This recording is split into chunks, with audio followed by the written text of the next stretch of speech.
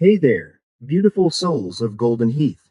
Have you ever noticed how some habits just seem to creep up on us as we age? Things we do without thinking that might make others around us a little uneasy? Maybe it's something small, like the way we hold a conversation, or something bigger, like how we handle change. These are the kinds of habits no one talks about, but they can quietly affect our relationships, our confidence, and even how we feel about ourselves. Well, today, we're going to shine a light on them. Welcome to Golden Health, where we embrace aging with wisdom, grace, and a whole lot of heart. I'm so glad you're here, because this video is all about uncovering those unspoken habits that can make people uncomfortable, and, more importantly, how we can transform them to live our best lives after 60. Let's be real for a second. Aging is a privilege, isn't it? Every wrinkle, every gray hair, it's a badge of a life well lived. But sometimes, in our journey through these golden years, we pick up habits that don't serve us or those we love. These aren't things to be ashamed of, they're just part of being human. And the good news? We have the power to change them. In this video, we're diving deep into 12 habits that might be holding you back, habits that can make others uncomfortable without you even realizing it. I'm not here to point fingers or make you feel bad. Nope, I'm here to share stories, spark some aha moments, and give you practical ways to shift these habits so you can feel more connected, confident, and vibrant. So, grab a cozy seat, maybe a cup of tea, and let's get started. First up, let's talk about something I've seen in so many of my friends and family as they've entered their 60s and beyond. The habit of dismissing compliments. Oh, you know what I'm talking about. Someone says, "You look radiant today," and instead of saying, "Thank you," you brush it off with, "Oh, this old thing? I just threw it on," or, "Nah, I'm a mess." It's like we've trained ourselves to deflect kindness. I get it. Sometimes it feels awkward to accept praise, especially as we age and maybe don't feel as worthy of it. But here's the thing.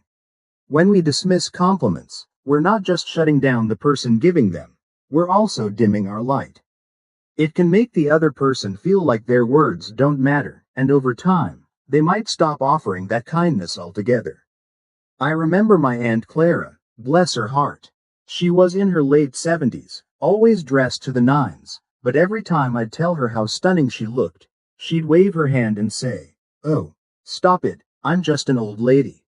It made me sad because I could see how much effort she put into her appearance, and I wanted her to feel celebrated. One day, I gently said, "Aunt Clara, when you brush off my compliments, it feels like you're not letting me love you." Her eyes softened, and she admitted she didn't even realize she was doing it. From then on, she started saying, "Thank you, sweetheart," with a big smile, and you could just see her glow a little brighter. So, how do we break this habit? It's simple but takes practice. Next time someone compliments you, whether it's about your outfit, your wisdom, or even how you make a mean lasagna, just pause, smile, and say, "Thank you."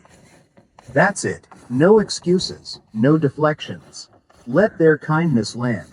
Try it for a week, and I promise you'll notice a difference, not just in how others respond, but in how you feel about yourself. You're worth celebrating, my friend, and accepting compliments is like permitting yourself to shine. Now, let's move on to another habit that can sneak up on us. Talking too much about ailments. I know, this one might hit close to home. As we age, our bodies start sending us little, or not so little, reminders that we're not 20 anymore. A creaky knee here, a stiff back there. And it's so easy to fall into the trap of sharing every ache and pain with anyone who'll listen. It's not that we're trying to complain. It's just that these things are on our minds, and we want to connect, right? But here's what I've learned. Constantly talking about health problems can make others feel uneasy, like they're supposed to fix it, or they don't know what to say. It can also make us feel stuck in a cycle of negativity. Take my neighbor, George, for example. He's 68, loves gardening, and has the best tomatoes in the neighborhood. But for a while, every conversation with him was about his sciatica or his heartburn. I'd ask, "How's the garden?" And he'd say, Well, it's hard to weed with this darn back pain. I cared about him, but it was tough to keep the conversation uplifting.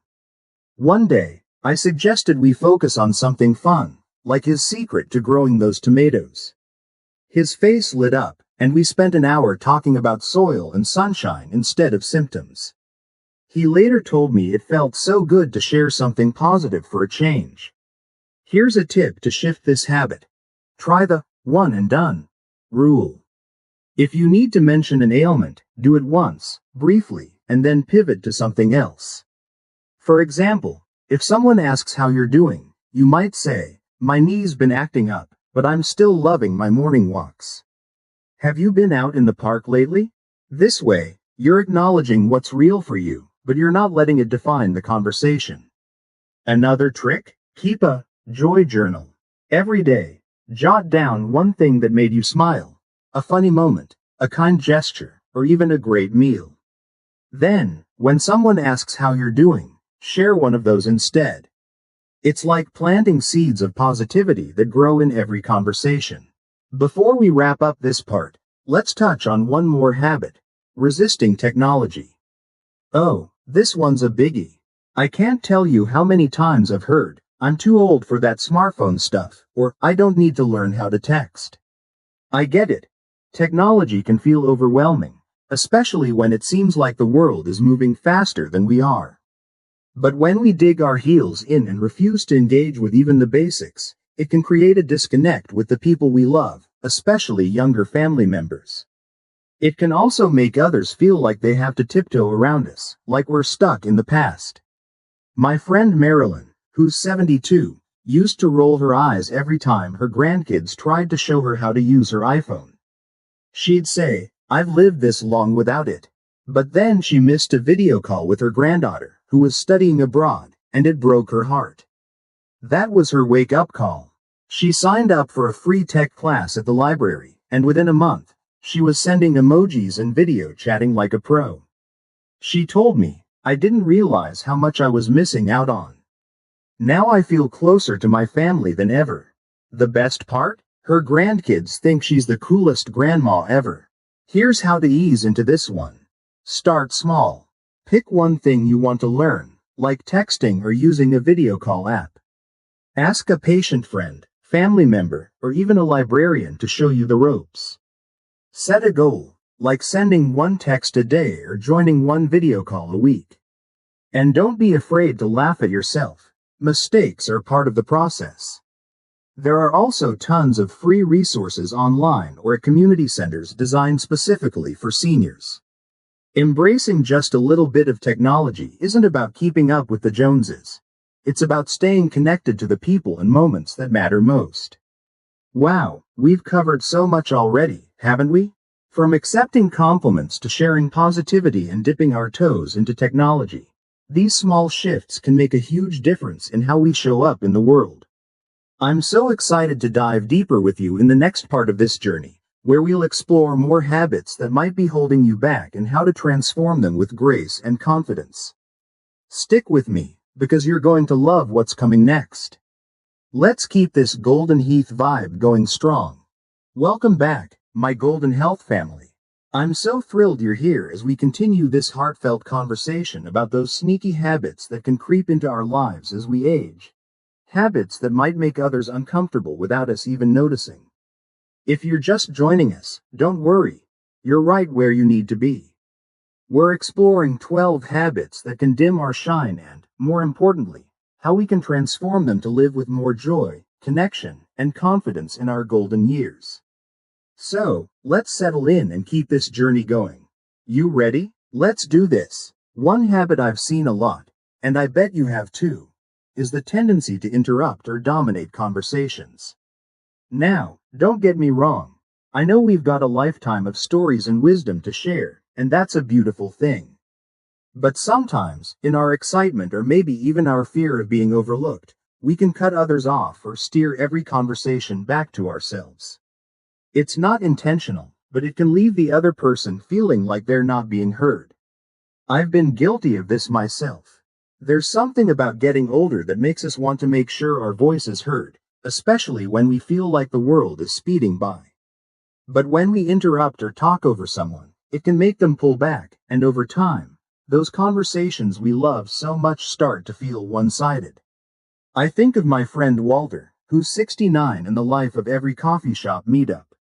He's got stories for days, about his days as a firefighter, his travels, you name it. But for a while, he had this habit of jumping in before anyone else could finish a sentence. One day, his daughter gently told him, "Dad, I love your stories, but sometimes I just want to share mine too." That hit him hard. He didn't realize how often he was cutting people off. So, he made a promise to himself. Listen first, then share. Now, when he's in a conversation, he takes a breath before responding, giving the other person space to finish. And you know what? People light up around him even more now. They feel seen, and he's built even deeper connections. Here's how we can work on this one. Try the pause and listen trick. Next time you're in a conversation, especially if you feel that urge to jump in, take a slow, quiet breath and let the other person finish their thought. It's like giving them a little gift of your attention. Another tip? Ask a follow-up question before sharing your own story. For example, if your friend says, "I went hiking last weekend," instead of saying, "Oh, I used to hike all the time," try saying, "That sounds amazing. Where did you go?" This keeps the conversation flowing and shows you're genuinely interested. It takes a bit of practice, but it's like a dance. Once you get the rhythm, it feels so natural, and you'll notice people leaning in closer to talk with you. Now, let's talk about another habit that can quietly create distance. Holding on to grudges. Oh, this one's tough, isn't it? As we age, we've had decades to collect little hurts. Maybe a friend who let us down, a family member who said something thoughtless, or even a neighbor who never returned that lawnmower. It's easy to carry those grudges like a heavy backpack, bringing them up in conversations or letting them color how we treat people. But here's the truth. Holding on to resentment doesn't just hurt the other person, it weighs us down too.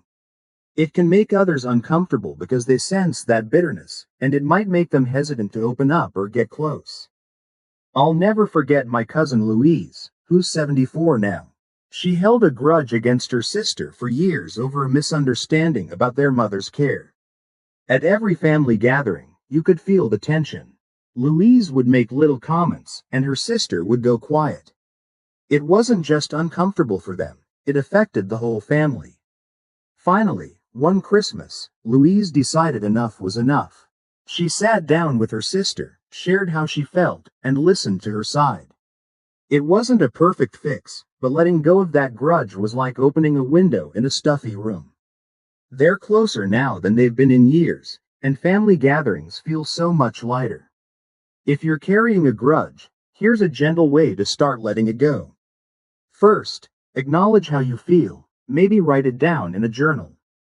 You don't have to forgive overnight, but naming the hurt can take away some of its power.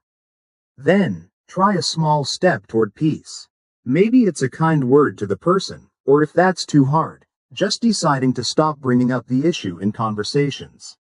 If it's someone you can't or don't want to reconnect with, try a release ritual. Write down what happened, then safely burn or tear up the paper as a way of letting it go. It sounds simple, but it's powerful. Letting go of grudges isn't about saying what happened was okay. It's about freeing yourself to live with more peace and joy. And trust me, the people around you will feel that lightness too. Let's touch on one more habit before we wrap up this part. Neglecting personal appearance. Now, I'm not talking about chasing youth or trying to look like a magazine cover. That's not what golden health is about. But sometimes, as we age, we can fall into a rut where we stop putting effort into how we present ourselves. Maybe it's wearing the same worn-out sweater every day, skipping basic grooming, or just not caring about how we look. It's understandable, life gets busy, or maybe we think, who's going to notice? But when we let our appearance slide, it can make others feel like we've given up on ourselves, and it can even affect how we feel deep down. My friend Dorothy, who's 67, went through a rough patch a few years ago. She was dealing with some health issues, and she stopped caring about her appearance, Hair uncombed, clothes mismatched, the works. She didn't realize how much it was affecting her until her granddaughter said, "Grandma, you used to love wearing your bright scarves. Where'd they go?" That was a wake-up call. Dorothy started small. She'd put on a favorite scarf or brush her hair before going out. It wasn't about vanity, it was about feeling alive again. She told me, "When I put a little effort into how I look, I feel like I'm telling the world I'm still here, still me." And you know what? People started complimenting her left and right, which lifted her spirits even more. Here's how to tackle this one without feeling overwhelmed. Start with one small thing that makes you feel good. Maybe it's wearing a favorite piece of jewelry, combing your hair in a way that feels nice, or putting on a clean, bright shirt. It doesn't have to be fancy or expensive. Another tip? Create a simple morning routine that includes a quick grooming check. Brush your teeth, wash your face, maybe add a dab of moisturizer or cologne. It takes 5 minutes, but it can change how you carry yourself all day. And if you're struggling, ask a friend or family member to go shopping with you for one new outfit that makes you feel great. This isn't about impressing anyone else. It's about honoring the incredible person you are and letting that shine through. Phew, we're making such great progress, aren't we? We've talked about giving others space in conversations, letting go of old grudges, and putting a little love into how we present ourselves. These shifts aren't just about making others comfortable. They're about helping you feel more connected, free, and proud of who you are. I can't wait to keep this conversation going in the next part, where we'll dive into more habits and how to transform them with that golden health spirit. Stay with me, because we're building something beautiful together. My incredible golden health family. We're in the home stretch of this journey, and I'm so grateful you're here with me. We've been diving deep into those habits that can sneak into our lives as we age.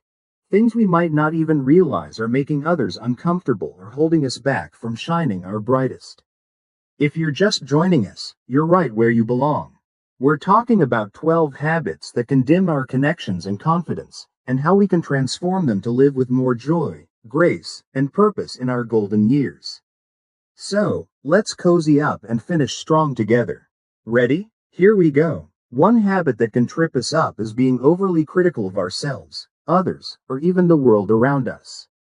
I get it. After decades of life, we've seen a lot, and it's easy to notice what's wrong, whether it's a neighbor's unkempt lawn, a family member's choices, or even our reflection in the mirror. But when we lean too hard into criticism, it can create a cloud of negativity that others feel, even if we don't mean it to. It's not that we're trying to be harsh. Sometimes it's just a habit of pointing out flaws before celebrating what's good. But that critical tone can make people pull away, leaving us feeling more isolated than we'd like. I think of my old friend Harold, who's 71 and sharp as a tack. He used to have this habit of nitpicking everything: restaurants, movies, even his grandkids' hobbies. He'd say things like, "That place is too noisy," or "Why do kids waste time on those video games?" It wasn't malicious, but it made conversations feel heavy. One day, his daughter-in-law gently said, "Harold, we love your perspective, but it'd be so nice to hear what you enjoy too." That stuck with him. He started making a point to share something positive first, like complimenting the restaurant's dessert, before mentioning the noise. Now, people light up when he talks, and he says he feels lighter, too. Here's a simple way to shift this habit. Try the 2 positives for 1 critique rule. Before you point out something you don't like, share 2 things you appreciate. For example, if you're frustrated about a messy community event, you might say, "I loved seeing everyone come together, and the music was great. Maybe next time we could organize the seating better." It's a small tweak that keeps the conversation uplifting. Another trick? Practice self-kindness. Sometimes our critical nature starts with how we talk to ourselves. Next time you catch yourself thinking, "I'm too old for this," reframe it to, "I'm learning something new, and that's pretty amazing." When we're kinder to ourselves, it spills over into how we talk to others, and everyone feels the warmth. Now, let's talk about another habit that can create distance: avoiding new experiences. As we age, it's tempting to stick to what's familiar, same routines, same foods, same places. There's comfort in that, and I'm all for cozy routines. But when we flat out refuse to try anything new, it can make others feel like we're closed off or uninterested in growing. It might even make younger family members hesitate to invite us to things, thinking, oh, they won't want to try that. Plus, saying no to new experiences can keep us from discovering joys we never knew existed. My neighbor Susan, who's 66, used to be the queen of no thanks. Invite her to a new restaurant? I'll stick to my usual spot. Try a painting class? I'm not artistic. But then her best friend dragged her to a local salsa dancing night, against all her protests. Susan was nervous, but she ended up laughing her way through the steps, even if she wasn't exactly graceful. She told me, I felt so alive, like I was 20 again, but wiser. Now she's the one suggesting new activities, and her friends and family love her adventurous spirit. It's brought them closer than ever. Here's how to ease into this one. Start with a yes challenge. Say yes to one new thing this week, even if it feels a little out of your comfort zone. It could be trying a new recipe, joining a friend for a walk in a different park, or even watching a movie genre you usually skip. If you're nervous, bring a buddy along. It's less daunting with a familiar face. Another tip? Frame it as an experiment. Tell yourself, I'm just trying this once to see what it's like. You don't have to love it, but you might surprise yourself. Embracing new experiences isn't about changing who you are. It's about adding new colors to the beautiful life you've already built. Let's wrap up our habits with one that's a bit tender. Oversharing personal details. As we age, we sometimes get so comfortable that we share things that might make others squirm, like graphic health stories or private family matters, in casual settings. It's not that we're trying to overshare. Sometimes we just want to connect or feel understood. But when we go too far, it can make others unsure how to respond, and it might even lead to awkward silences or distance in relationships. I'll never forget a moment with my Uncle Ray, who's 78. He's a sweetheart, but he had this habit of sharing detailed medical stories at family dinners, like the play-by-play of his last doctor's visit. It wasn't just TMI. It made everyone at the table a bit uncomfortable, especially the kids. One day, my cousin pulled him aside and said, Uncle Ray, we care about you, but maybe save the health stuff for one-on-one talks. He was embarrassed at first, but he took it to heart. Now he sticks to sharing funny anecdotes or asking about others' lives, and dinners are so much more enjoyable for everyone. Here's a practical way to navigate this. Before sharing something personal, ask yourself, is this the right time and place? If you're in a group or casual setting, stick to lighter topics, like a hobby you're enjoying or a funny thing that happened recently. If you need to talk about something personal, save it for a close friend or family member in a private moment. Another tip? Be a storyteller, not a reporter. Instead of sharing every detail of a health issue, you might say, I had a rough week, but I'm feeling hopeful now. How about you? This keeps the connection without crossing into uncomfortable territory. It's all about balancing authenticity with consideration for those around you. Wow, what a journey we've been on together. We've explored so many habits, from dismissing compliments to oversharing, and each one has shown us how small changes can make a big difference. The heart of all this isn't about being perfect or changing who you are. It's about showing up as your best self, for you and for the people you love. You have so much wisdom, so much light to share, and every step you take to let go of these habits is like polishing a gem that's already breathtaking. I hope you're feeling as inspired as I am, because you're proof that aging is a chance to grow, connect, and live with purpose. So, what's next? I want you to pick one thing from this video. Maybe it's accepting a compliment with a smile, trying something new, or pausing to listen. And give it a try this week. Just one small step. You don't have to do it all at once, but I promise that little shift will ripple out in the most beautiful ways. And hey, I'd love to hear how it goes. Drop a comment below and share your thoughts, your stories, or even a habit you're working on. Your Golden Health family is here to cheer you on. If this video resonated with you, give it a thumbs up and hit that subscribe button so we can keep growing together. There's so much more wisdom and inspiration coming your way. Thank you for being here, for bringing your heart to this conversation, and for showing the world what it means to age with grace and courage. You're not just golden, you're radiant. Keep shining, my friends, and I'll see you in the next video. Until then, take care and live your golden health life to the fullest.